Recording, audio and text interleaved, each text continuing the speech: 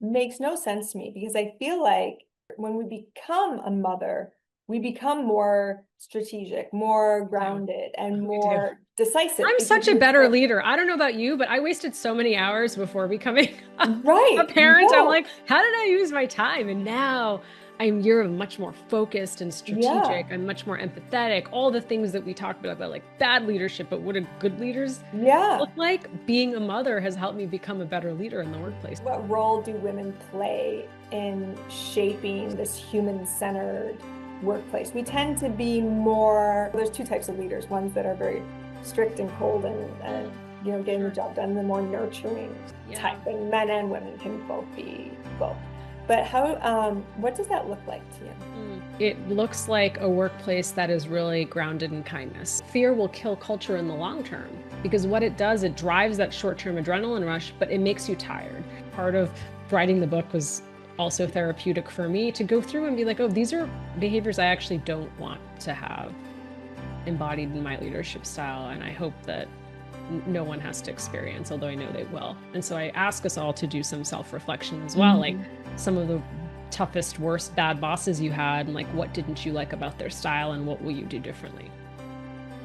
Hello today on Hello, I'm Bossy. I'm so pleased to welcome Mita Mallick, who is a best-selling author on the USA Today, as well as the Wall Street Journal and the LA Times.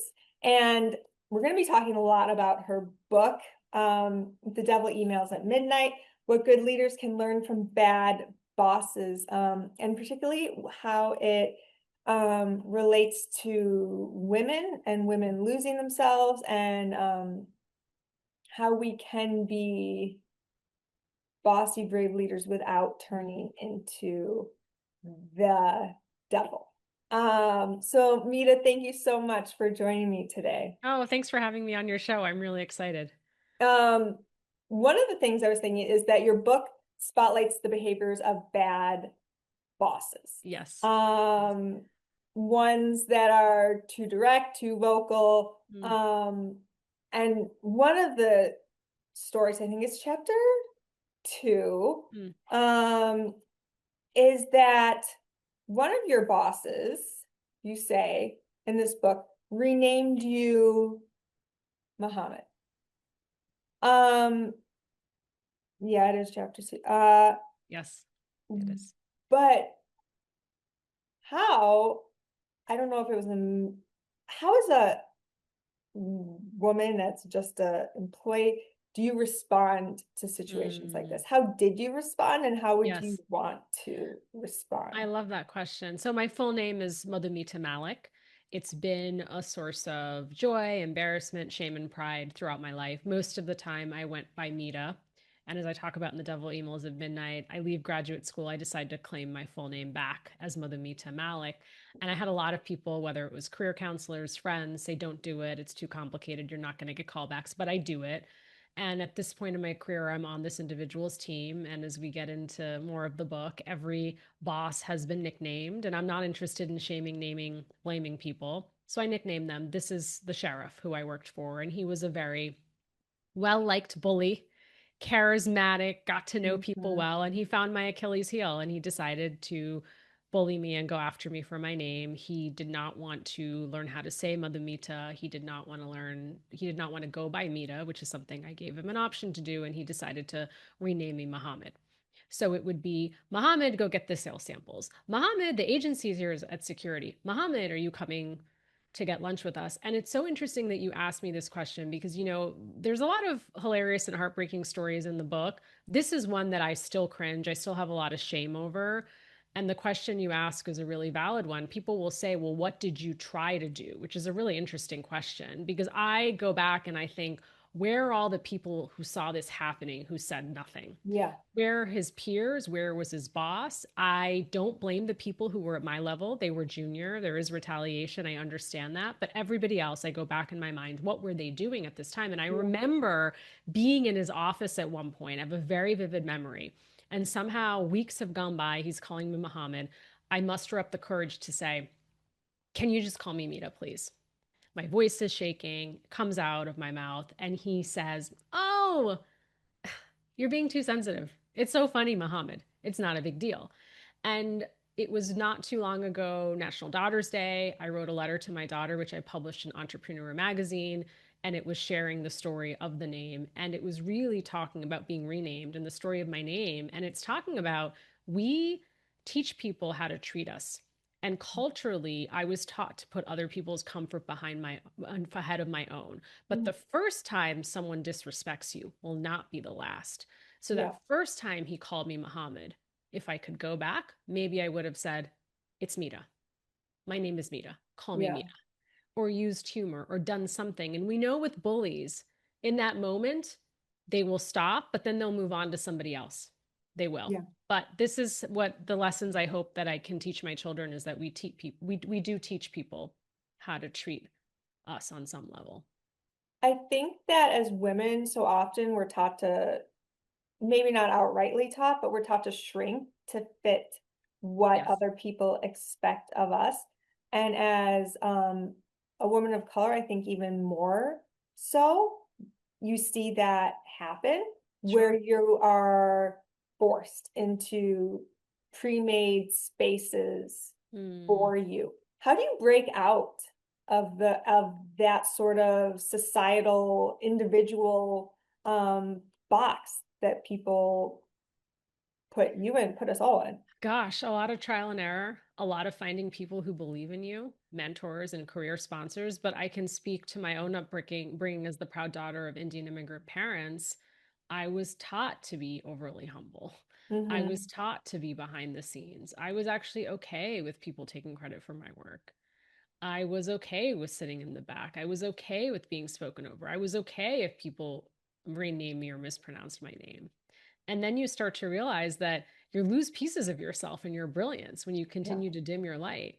And it takes one or two people in the workplace to say, hey, I hired you for a reason. I hired you for your genius and expertise. I expect you to sit at the front. I expect you to raise your hand. I expect you to Hmm. contribute. I want to hear from you.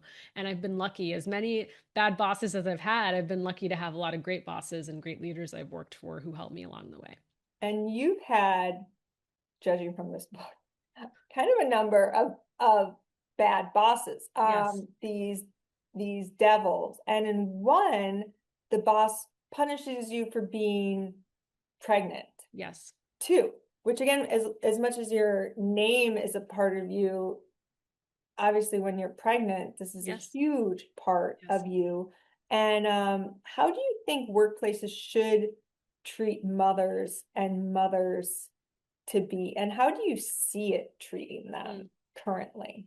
So as I get into that question, I want to rewind and what you just said about all the bad bosses I've had, and we talked about a little bit about my upbringing.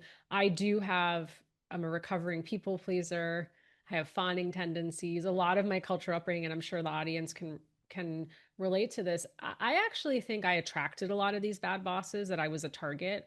People Mhm. are like, did you really have this many? And I'm like, yeah, there are years when I worked in large corporations where you'd have three bosses in a year, right? Mhm. Someone left, there's an acquisition, someone gets promoted, all these things. But I also think I was a target, right, for a lot of these individuals because I was a people pleaser, Mhm. because I was okay with being behind the scenes, because I was okay with being quiet and not speaking up for some of the things that were happening to me that I saw in the workplace. And when it comes to the boss who punished me for being pregnant, I never thought, I was so naive entering corporate America. I never thought that people would see me differently when I became a mother. I know Mhm. at the end of my life, I want to say I was a great leader, a great mother, sister, friend, partner, all those things, right? And I just thought, I just never thought that that would happen. And I see this happen too often when you think about the motherhood penalty and the fatherhood premium. The fatherhood premium, an example in my home, my husband and I have been married for a number of years. We have two children. And for every child we've had together, the fatherhood premium, fatherhood bonus, he attracts money. He's committed. He's more ambitious. The more Yeah. he grows his family, and the more I grow our family, I'm a disheveled mess. Right. I'm committed. I'm less stable, right? And that actually bears out in the research when you think about the gender pay gap. And I know not all women are mothers, but for the ones that are mothers and for the men who are fathers, you see that play out over the course of earnings. And so, Mhm. my ask to anyone listening, if you are in a room where you're reviewing talent, if you are leading teams, when these questions come up about careers, would you ask the same question you would ask of a man that you would ask of a woman who's a Yeah. parent? So, classic example, you're in a talent review and Mita is being discussed. She just had a baby, she's out on leave, and someone says, Mita should be promoted into this role. This is her next assignment. This is great. This is what we should slot her in for. And then someone says, oh, she just had a newborn. She's not coming back in a few weeks, but this role requires a lot of travel. This is not the role for Mita. If Mita was John, Yeah. would that ever come up? So that's Yeah. where don't, no one gave you permission to slow down my career. Right. Right? No one gave you permission. So make sure you're asking the questions to make sure that the person you're speaking about, you understand what their career wishes and aspirations are, knowing that there's change during the seasons of our lives. But too many assumptions are made, I think, particularly about women who are mothers in the workplace. And it makes no sense to me because I feel like when we become a mother, we become more strategic, more We do. grounded, and We do. more decisive I'm because such a we're better so leader. I don't know about you, but I wasted so many hours before becoming a right. parent. I'm No. like, how did I use my time? And now you're much more focused and Yeah.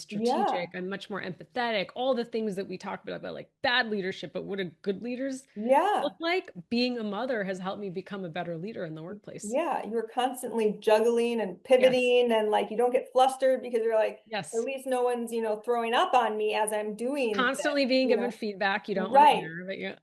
Why do you think it's still framed as a liability instead of a leadership strength? Mm, because I think these are really deep rooted gender stereotypes we Hmm. were raised with in our homes. They go back for decades. I think some of those things are we're seeing play back out right now in the media.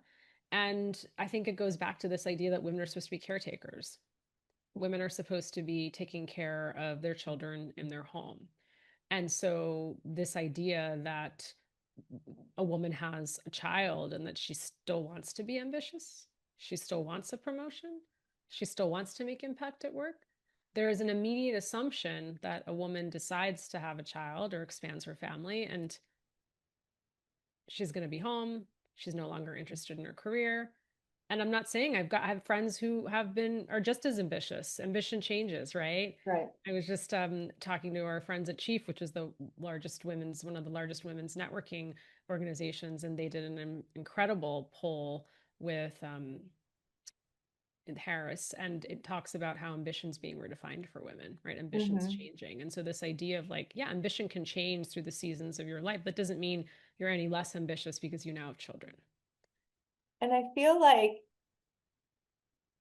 society is changing slowly. We see more and more women in leadership roles. And I have loved talking to all different women for this podcast, seeing Yes. them in leadership roles. But how do we stay as being bossy and outspoken and owning ourselves without accidentally adopting these bad boss type thing, buying into that culture because Yeah.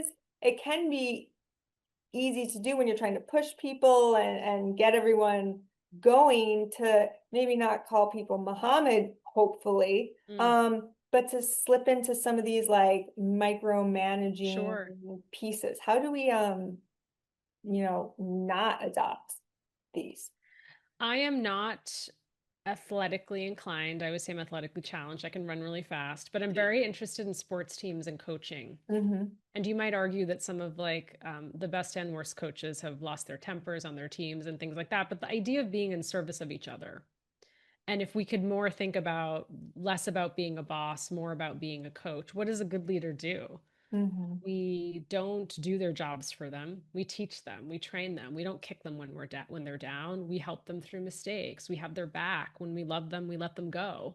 We don't hoard talent. We help them move on to what they're meant to do next. So a lot of also what I think when I think about like what does it mean to be a good leader, you think about the leadership you didn't have in your career. Hmm. One of the ways in which I think we absorb bad boss behavior is we don't know any better. So we've worked for somebody who is a pretty terrible boss for whatever reason. And I always think these are seasons of people's lives. No one's a terrible boss forever for the most part. But you start to absorb those behaviors because you don't know any better. And so I ask, and so part of writing the book was also therapeutic for me to go through and be like, oh, these are behaviors I actually don't want to have embodied in my leadership style. And I hope that no one has to experience, although I know they will. And so I ask us all to do some self reflection as well. Like Mhm. some of the toughest, worst, bad bosses you had, and like what didn't you like about their style, and what will you do differently? And then the final piece is like anytime there's stress, that's when that behavior comes out. My behavior is micromanagement.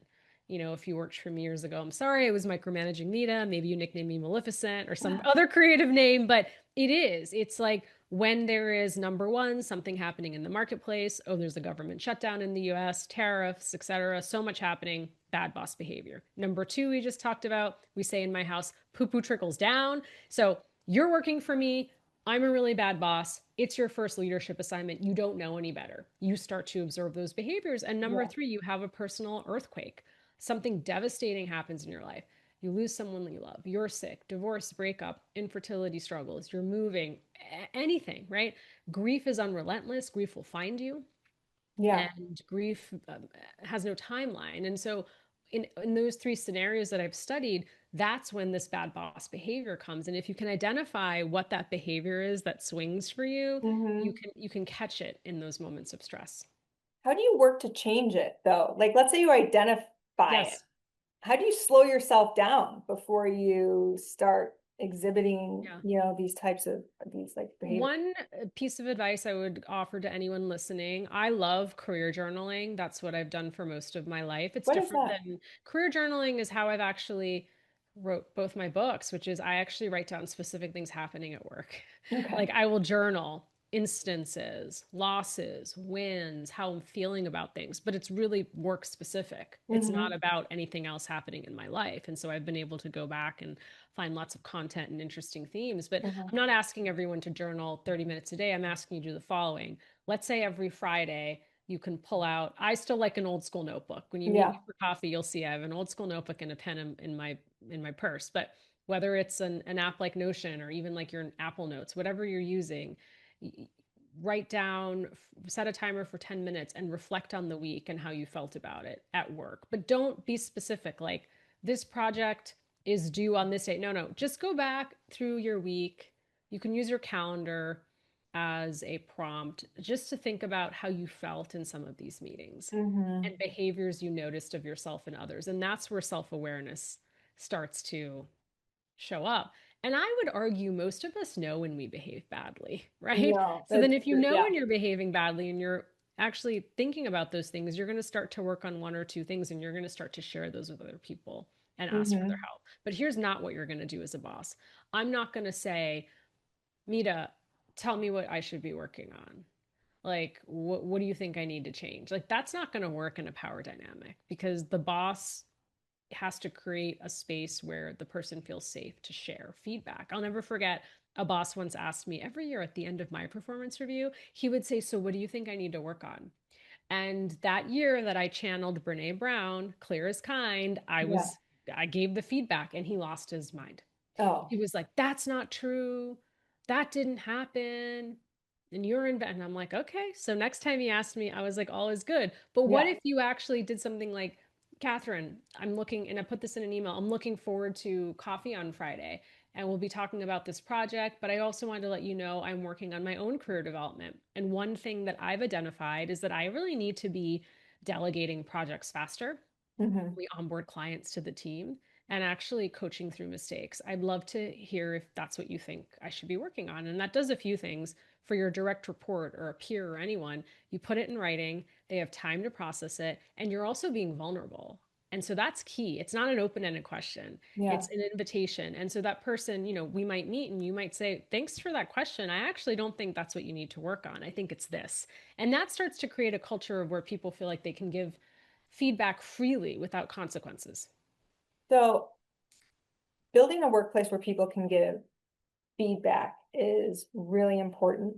What Sure. about building workplaces where ambition for women isn't a bad word, where you're like encouraging women to use their voice, to take action, to try to get that, to stand up for themselves when they're trying to get that promotion and ask for the raise and all that. How do you create that workplace environment where women feel safe enough to do Yeah. those things? I think you start role modeling it.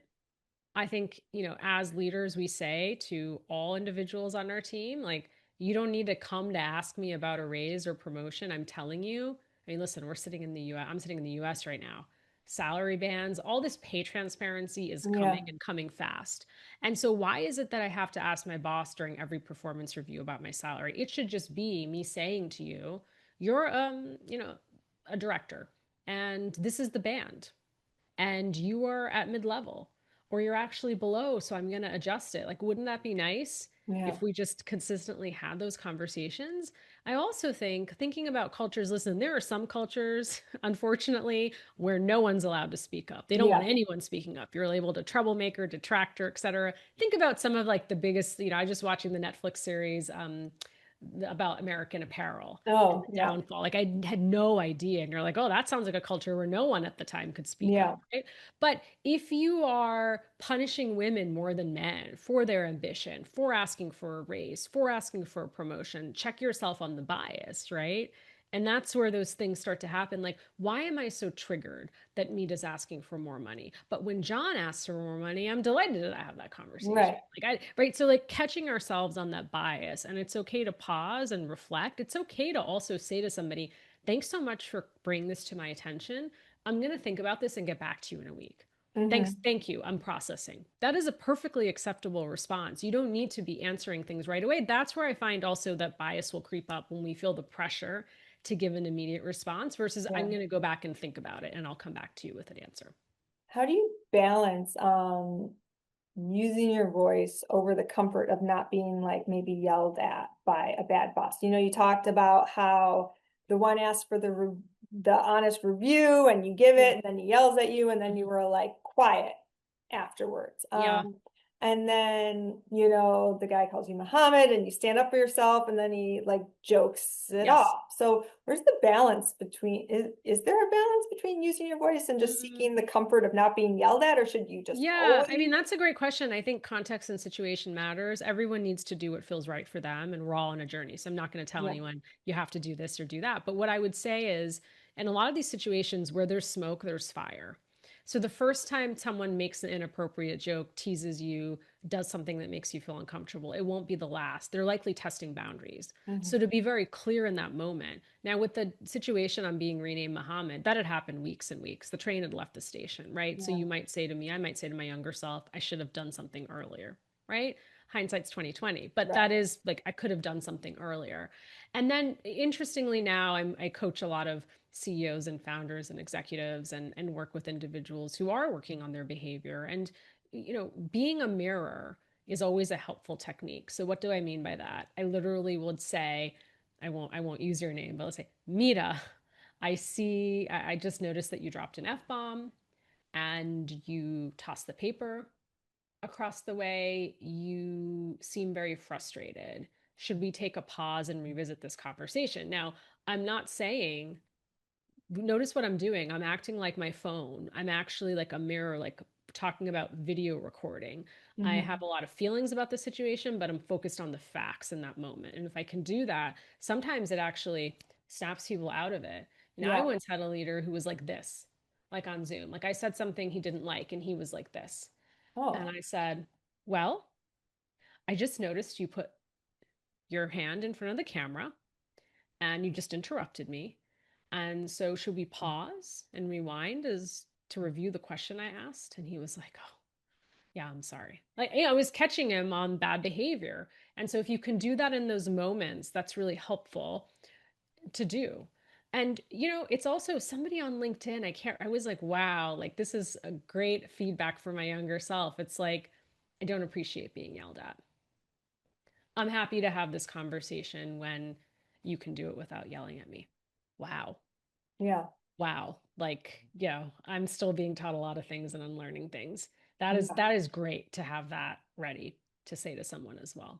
How do you think we create, you talk about you wrote another book previously to Yes. to this one, which did very well about, again, having like inclusive spaces and Sure. work.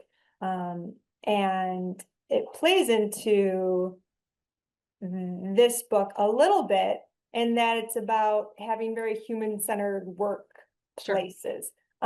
What does that look like to you? And what, sorry, my dog is That's okay. scratching. Okay. What does that look like to you, and what role do women play in shaping this human-centered workplace? We tend to be more, I don't know if I want to stereotype like that, that we tend to be more, there's two types of leaders, ones that are very strict and cold and Mm, getting the sure. job done, the more nurturing type, Yeah. and men and women can both be both.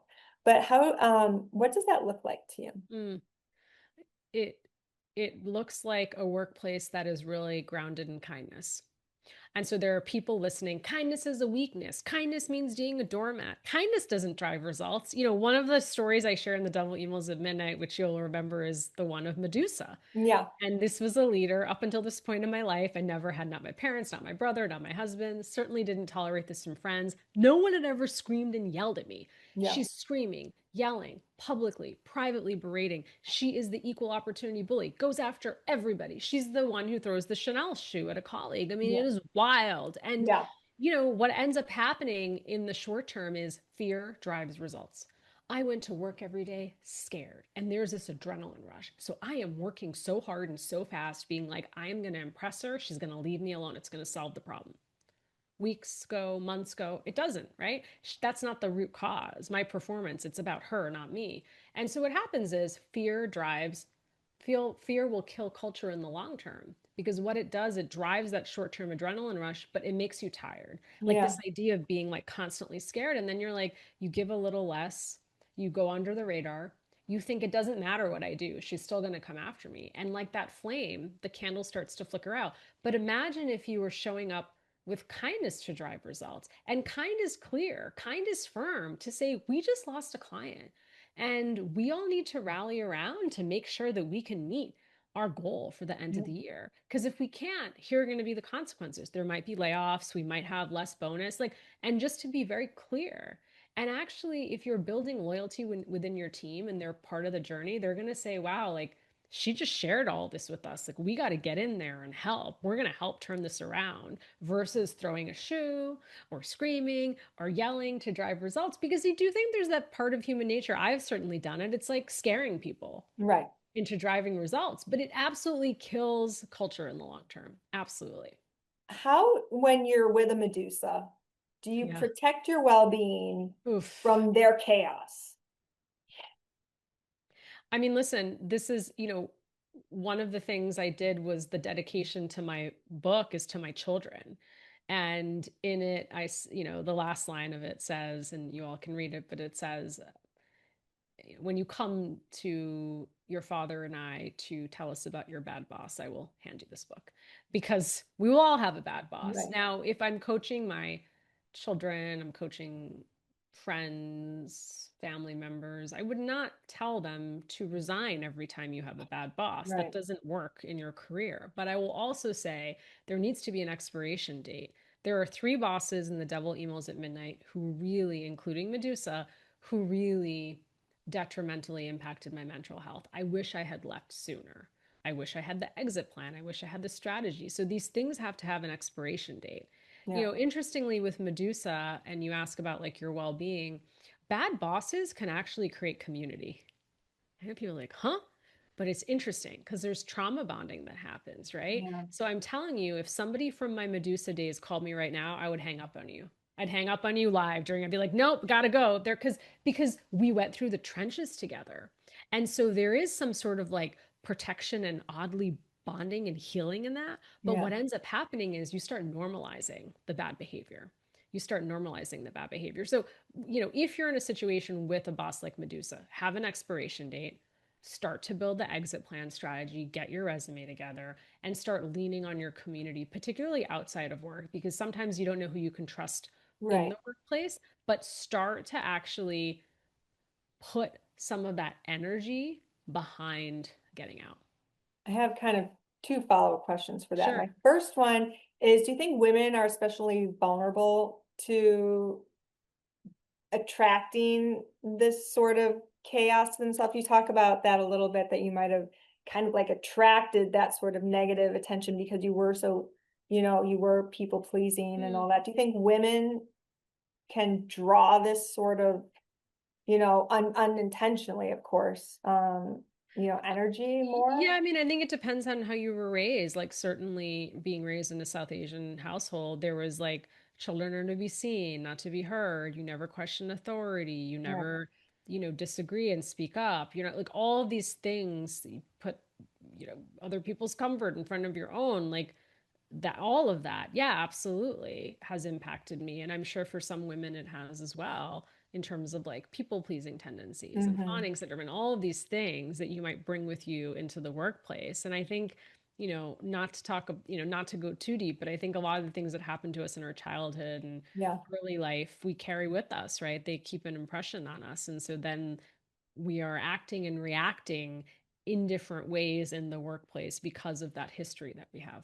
No, I think that's very true. I hadn't thought of that, but I was raised in a very Christian, conservative Mm. household, which I do see now that you're saying this. I'm thinking of ways I've seen it play out in my career and like relationships with different people, trying to be like quieter and more reserved and then Mhm. apologizing all the time for things that aren't even Yes, yes. my fault. It's sorry that it's raining outside.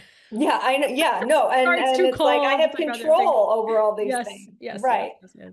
And then what's one boundary you think women should set up that would change their work life if they're in this bad boss environment? Like just one example of something I they mean, could. I think like I go back to like the first time someone disrespects you won't be the last. Yeah.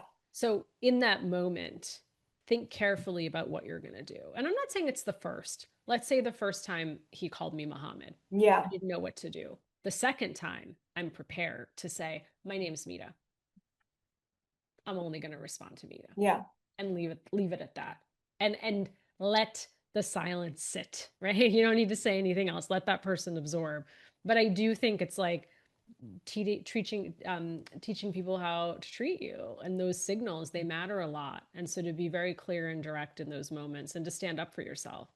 I think for too long people have asked me like, why do you think a lot of this behavior still exists in the workplace? And I think the modern day workplace, today's workplace, is totally um, being dismantled in a lot of ways, right? And I think that for too long, getting a paycheck from an employer was sometimes permission for the bad boss to behave however they wanted. And we stayed, right? Reminds me of like an uncle I had who worked at a company for 30 years and got the gold Rolex, right? And that never happens anymore. But it's like that social Right. contract is dead. Loyalty is dead in the workplace. But I do think because loyalty existed once upon a time, that social contract of I work for you for 30 years, no questions asked. I Right. get raises, I've got job security, I got healthcare, pension, all that stuff. I'm going to be fine with however you treat me. I Right. hate to say it, but that is, and so that's what's changed. I mean, Amazon, I can go on and list companies who are Right. doing big layoffs like every day.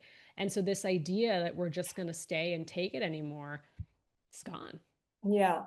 And then I keep thinking about the Muhammad one the most, Yeah. because it's so shocking to me. But did it teach you anything about like how important your identity was to you? Like you reclaimed your name Mm. at a certain point in your life. Um, did it kind of solidify to you that that was really important to you, that piece of who you are? It was. And it's interesting sitting with you here today on your show. I might have been introduced by you as Mother Mita Mallick, had Yeah. that experience not happened to me in my career. It makes me sad. I'm also a person who's half glass full, and I think those experiences happen for a reason. I've built a brand around Mita Mallick, so I haven't gone back. My passport, my marriage license, all kinds of official documents say Mother Mita Mallick, but I go by Mita Mallick. I think the one thing that it taught me is that we spend too much time at work not to care about each other and not to care for each other. And so oftentimes we talk about, this is happening to me, this has happened to that person, what should we do? And it's like, what is everyone else doing about it? And Hmm. I was taught to keep my head down, work hard, stay out of trouble, and you'll be recognized. And the stay out of trouble from my dad, rest in peace, was not that I was like a troublemaker, but this idea of don't get involved in other people's business. Yeah. Don't get involved in politics. And I think because my parents were immigrants and they were in survival mode for much of their early life in the US. And so this idea that you don't get in trouble, don't cause trouble. And it's like, well, yeah, if my coworker is being renamed Muhammad and I see this happening day after day, what is my responsibility? Yeah. To say something, to do something, to intervene on her behalf. And so, if there's anything you get out of our conversation today and you're listening, I hope you think about that. Like, just to watch for what's happening around and check in on each other because we spend too much time at work not to care. Yeah. No, I think that goes into, your first book and this one, this like underlying tone that you have about this workplace that could be Yes. so much more than what it so often Yes. is. And thinking about my daughter, because she listens to all these Oh, podcasts too, and awesome. her being called, bossy by a teacher and that sort of, when she was 9. And that sort of like she was actually explaining something to a boy next to her, and then she was called bossy by a female teacher, which is Oh. surprising, I guess, in a lot of ways. Um, And but it's what, not because just because yeah, we have the same lived experience doesn't mean we don't hold bias against each other. I mean, it yeah, goes back to the boss who punished me for being pregnant, who was a right, woman, who was a mother, right? You're like, huh, shouldn't they know better? And right, sometimes we all have bias, right? And yeah. so particularly in that situation. What Yeah. would you hope girls and women, but to the younger people listening who might listen to, what do you want them to grow up believing? You have kids of your own, like, Yeah. and it's the same for girls as boys, I think. But what do you want them to grow up believing about themselves as like a leadership principle, to see them grow into Yeah. something I mean, great? that they can do anything and be anything. I don't think we're living in a time and a place that I feel that way right now. I hope Right. it's different for my children, right? And that's why I do this work. I do this work for my kids. I do this work for all of our kids. Like, I don't want them to enter a world of work that I did, a world that was not built for someone who looked like me. And Hmm. so I really want that feeling of, yes, you can be a CEO. Right. Yes, you could be president of the United States. Yes, you can go to the moon. Yes, yes, Yeah. like all of these things you can do. I don't feel like in this environment today that I would necessarily say that, right? And Right. it's sad to No. say, but our kids are still young, and so there's still some time, and I'm Yeah. hopeful. That's why I continue to do this work.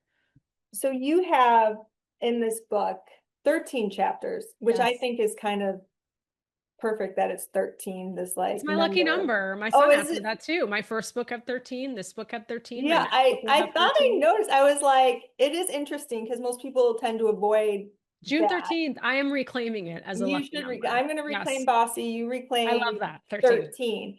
13. But is there a moment in this book that you lived through that you're particularly proud of yourself and how you handled something, or a time in your life where you're particularly proud of how you handled life? Mm. I don't know if I'm proud. I would still say I'm on my grieving journey, and I lost my dad really suddenly in 2017. And I talk Yeah, about I became the devil who emailed at midnight. I started right. to exhibit all these bad boss behaviors. And God, grief is just unrelenting, unexpected. It's a long journey. And I think, I don't, this is really odd to say that they're gifts from losing a parent so suddenly. But the gift for me is I have this empathy that I didn't have before. Yeah, I remember one of my best friends in college lost her mom. We were very young, and I handled it really poorly. And I apologized actually years later after I lost my dad. Like, I didn't know how to show up for her because I had never had that experience. But yeah, now I remember being in organizations and I found out someone I didn't even know lost their mother. And I would be writing a cold email to them. And they would write back. Like, it's like this club you don't ever want to be a part of that we all right. join. And so for me, I think that level of empathy on bereavement and what grief looks like, I never had. And I mean, it's, people will say to me, oh, I'm sorry you lost him. I know it was a long time ago. I'm like, for me, it seems like yesterday, right? Yeah, It doesn't seem like 2017. It seems like it just happened yesterday. So I think that's the thing that I'm like, wow, that personal quake in my life taught me that, I was in a good boss era before my dad died. I was in a great, I felt like I was like here, I was like kind of high. And then that yeah, happens and I come crashing down. And so to know that how we behave in the workplace is very tied to what's going on for us personally, whether we want to think it is or not. And so you're going to be a good boss. You're going to be a terrible boss. You're going to be a great boss. You're going to come to it goes and ebbs and flows depending on what happens in our lives, and to give each other kindness and grace for that. How did you break yourself out of being that bad boss? I think it was through counseling, and particularly in that time, finding other people at work and outside of work who had lost people they loved. I actually got really involved in our women's employee resource group. I started writing. So it's really interesting. People ask me, like, when did you really find your voice again? I want to say it's after I lost my dad, because it's like life is so short. Yeah. You can lose someone so suddenly. I could be gone tomorrow. And so what was this life for, and what mark do I want to make? And so that's what I think, if you really asked me, like, when is it that you started speaking up and deciding to write and being so public about these things? I'm like, yeah, that has to be it, if I think about when that change started to happen for me. And then on a totally kind of unrelated note to this, you have a picture behind you Yes. that someone drew, but I just need to call attention to it because it's fantastic and so happy and innocent. And I assume one of your kids Yeah, it's my created daughter. it My for daughter's you. 10, so close to your Oh, daughter's age. It's her well, my daughter's self-portrait. 10 now, so that, Oh, okay. So they're the same age. yeah, Yes. they Her are. self-portrait. She thinks this is her office, which is wonderful. They do, don't And they? yeah, and so it's my most priceless, one of my most priceless pieces of art that I own. Well, I think as a mother, you must be doing a pretty good job because she seems pretty Gosh, I hope, happy. people ask me, like, what's the number one thing on your mind right now? Maybe a Yeah, lot, but raising kind and inclusive human yeah, beings, it is tough. And I'm sure every generation said that before us, but it feels particularly difficult right now. And I know a lot of us are on that journey, including me. yeah. But that's how we get to have non-devil bosses, right? Yes. Trying to raise a better Yes. generation in front of Yes. us. Thank you so much for Thank you for having joining me me. today. I really enjoyed it. I could go on and on about this book and then your first book too. So Oh, hopefully we have more conversations together. So thank you so much. thanks. Thanks for having me. Okay, bye.